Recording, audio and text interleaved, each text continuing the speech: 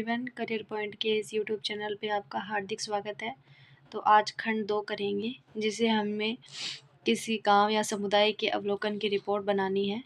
तो चलिए शुरू करते हैं कि इस खंड के अंतर्गत आपको किसी एक गांव का चयन करना है। उस गांव का निम्नलिखित बिंदुओं के संदर्भ में अवलोकन करते हुए रिपोर्ट प्रस्तुत करनी है। गांव का नाम है, यहाँ लिखना है हमें, और उनकी पंचायत लिखनी है, तहसील लिखनी है, फिर ज़िला लिखना है और राज्य लिखना है। तो इनके सारे आंसर देने के बाद फिर हमसे प्रश्न पूछा गया है कि गांव की आबादी क्या है। तो यहाँ हमने 2000 लिख देनी है। गांव में पुरुष कितने हैं, मैंने यहाँ 1080 लिखे हैं, और महिलाएं 920। इस प्रकार हम आगे बढ़ेंगे कि शैक्षिक स्थिति, शिक्षित परिवार कितने हैं, तो लगभग 80%। साक्षरता दर लिखनी है, यहाँ पे हम लिख देना कि कितने व्यक्ति पढ़े लिखे हैं, और विद्यालयों की संख्या लिखनी है कि हमारे गांव के अंदर कितने विद्यालय हैं और आंगनबाड़ी केंद्र कितने हैं। फिर चलते हैं कि किसी एनजीओ द्वारा संचालित संख्या लिखनी है, वहाँ कोई गांव के अंदर एनजीओ चलता हो तो उनकी संख्या भी हमें यहाँ लिख देनी है। फिर आगे पूछा गया है कि विभिन्न जातियों की संख्या कितनी है, तो 16 लिख देनी है। अपने हिसाब से आपको उचित लगे आप वैसा लिख देना। प्रत्येक जाति में जनसंख्या लिखनी है। फिर जातिवाद शिक्षा की दर लिखनी है, लगभग 70%। और गांव में मंदिर कितने हैं, तो उस हिसाब से हमें लिखते हैं। और मस्जिद और चर्च, फिर अन्य तालाब वगैरह कुछ लिख देना है। मैंने यहाँ पे ऐसे लिखा है, तो आप ये नोट कर लीजिएगा। शिक्षित लोग किस प्रकार गांव में अपनी भूमिका निभाते हैं, गांव के लिए योजना बनाकर। गांव की भौगोलिक पृष्ठभूमि क्या है, भौगोलिक दृष्टि से उत्तम है। फिर गांव का भौतिक स्वरूप भी लिख देना है, और कितनी ज़मीन उपजाऊ है, लगभग 90%। कृषक परिवार खेती करते हैं या नहीं, खेती करते हैं। गांव में पानी की आवक, पानी किस प्रकार आता है गांव में, है 2 बड़े तालाबों के द्वारा पानी आता है। अन्य गांव शहरों से संपर्क रोड, हाँ तो वो लिख देनी है।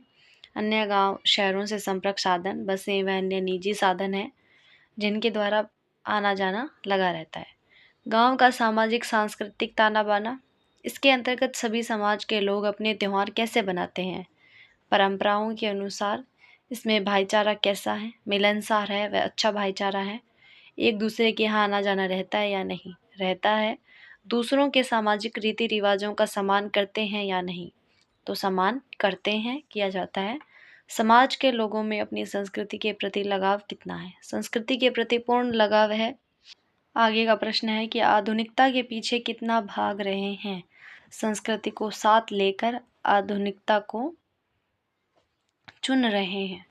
आधुनिकता को अपनाने के बावजूद भी अपनी संस्कृति को अपनाए हुए हैं या नहीं, तो इसका आंसर में हम लिखेंगे कि हाँ।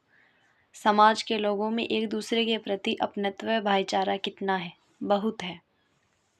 गांव की आर्थिक स्थिति के बारे में हमें यहाँ लिखना है, और ये नोट कर लीजिए। तो हम यहाँ लिख देंगे कि कृषि, मजदूरी व नौकरी के द्वारा गांव में धन का आवागमन होता है, जिससे गांव की आर्थिक स्थिति अच्छी है। फिर आगे हमें सारांश लिखना है। सारांश के कुछ बिंदु बताए गए हैं, तो वो ये बिंदु हम लिखेंगे कि इस गांव की स्थिति आर्थिक, सांस्कृतिक, सामाजिक रूप से सुदृढ़ है। गांव में उच्च माध्यमिक स्तर का विद्यालय है। तीसरा पॉइंट है कि गांव में लगभग 70% से ज़्यादा जनसंख्या है। गांव में प्रत्येक जाति के लोग निवास करते हैं।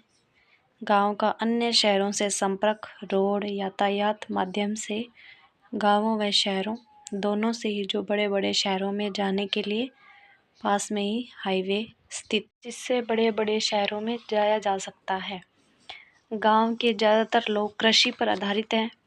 कृषि करके गांव के लोगों की आर्थिक स्थिति मजबूत व अच्छी है।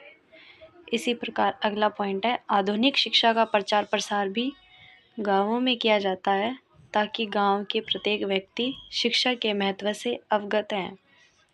9वां पॉइंट है कि गांव के लोग आपस में मिलजुल कर रहते हैं, वह सभी ग्रामवासियों में एकता का प्रदर्शन होता है।